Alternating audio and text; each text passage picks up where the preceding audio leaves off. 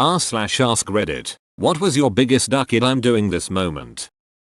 Skydiving. The plane they take you up in is such a piece of shit. I actually felt safer jumping out of it than landing in it. The way the door shudders as you get to jump altitude didn't help. I wanted out. That's the trick to motivate you to jump. Otherwise people would want to stay in the plane and just go back to the ground.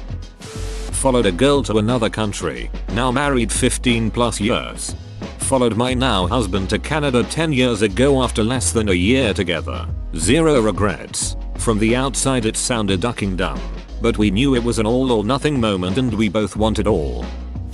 Deciding to go on a solo backpacking trip when I was 18 years old. I'm a worrier and not very good at handling stressful situations, and at the time I was also super introverted. That trip really helped me realize that I'm capable of a lot more than I think. I'd like to know more. I'm interested in doing something like this but I'm scared. Deploying changes to production on a Friday. By God, either that's the cleanest code ever written, or you've got a crystal ball. Hitting send on an email I wrote my husband's mistress. Best night of sleep I've ever had was when I texted the guy my lying ex-GF was with and told him everything. I actually think about it occasionally to fall asleep faster. Asking my now wife if I could call her back the next night after she called looking for a roommate who had moved out. We had talked for a couple of hours that night. She said yes. I called her back the next night. We've been together now 17 years and got married 2 months ago. How old are you guys? Pretty old. I remember when Kennedy got assassinated. Both of them. I had a choice to eat all the peanut butter cups all at once. I said duck it. I ate all the peanut butter cups.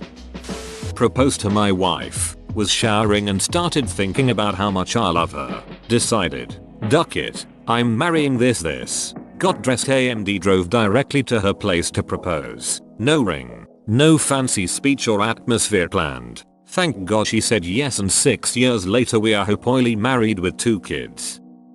Called my wife and told her I had a drinking problem. Hard methodic phone call to make. I tell you what, of course she already knew. Most did. But getting it out there verbally was hard. Real hard. I'd also like to thank Topo Chico Bubbly Water for satisfying my need to drink cold bubbly drinks and need to be holding a beverage urges. Sober and hydrated. 1.5 years.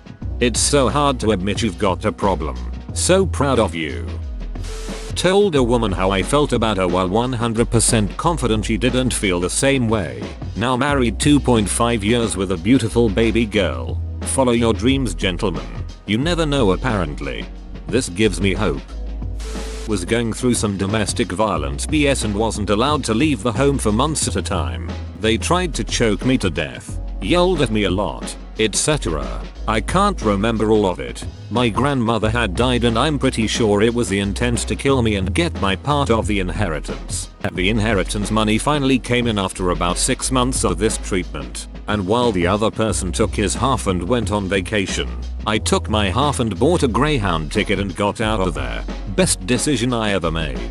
I'm happy to hear you got out of it. So many people get stuck in terrible relationships and are afraid to leave. Ate a burger at 10 AM this morning. I first read that as ate a burglar at 10 AM this morning. That would have been badass. Entering a mosh pit for the first time. It's an incredible experience. The shared energy in the pit is insane. Sitting in a terrible apartment, listening to the upstairs neighbor play fetch with his dog in the house. After waking me up at 4:30 AM. I'd been searching for a new apartment, but all I could see was my next bad rental. And so I ended up browsing Zillow and stumbled upon a townhouse in one of my favorite neighborhoods, in my price range, with all the features I wanted. Stared at it for a week, then said duck it. I was going to end up buying a house in a few years. Might as well just do it now. Things got kind of chaotic for a few months getting funds sorted and inspections and packing and moving. But I moved in over a year ago and absolutely love the house. Bought a sailboat. Quit a decent paying job that I hated. Sailed from New York to the Caribbean where I hung out for a year, then sold the boat back in Florida and then spent the next 5 months hiking the Appalachian Trail. Went back to work for a year and now I'm currently backpacking through Southeast Asia for the next 6 months. Picking up violin. I've been playing for almost 10 years and it got me a full ride to UCF. I just picked it up a couple months ago after wanting to for years. Bonus points. I'm not far from UCF. Congrats on the scholarship. Drunk texting a girl that used to stalk me because I was thirsty. Instant regret the next day.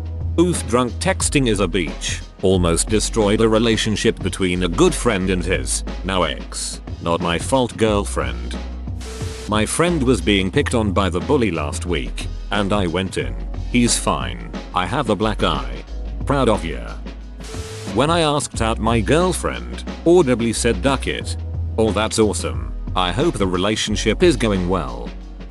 A few years ago, I was asked by a rather open-minded friend if I could assist her in planning her dream birthday party. I should specify at this juncture that her dream birthday party was, essentially, an orgy. Being the kind, organized friend that I am, I told her that I'd be happy to help her out, and I so spent the better part of 2 weeks organizing and planning an orgy, which, if you've never planned an orgy, can get complicated in less than traditional ways. The big day arrived and there I was, clipboard in hand and a fishbowl of condoms in my lap, and the party started. I was raised very conservatively and my comfort level with sex was, at the time, less than stellar, and I was terrified, not only of what I was about to witness but also because I didn't want to let my friend down. What if I'd planned a shitty orgy? That's a kind of shame you can't walk away from.